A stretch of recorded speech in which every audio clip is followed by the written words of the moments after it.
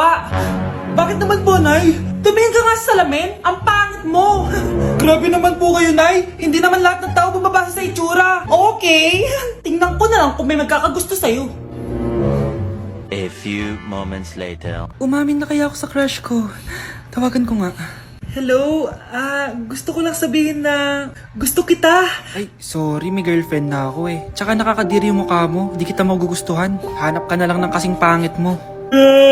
Sana naging maganda na lang ako. Tomorrow. Ang ganda ko na. Mag-post na ako ng picture.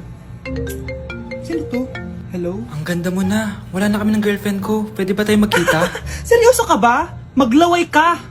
Hi, Nay! Di ba sabi niyo di po ako magkakajowa? May jowa na ako ngayon. Mayaman at pogi. Sorry anak sa mga sinabi ko sa'yo. Babe, halika. Hello po, tita. Nice to meet you.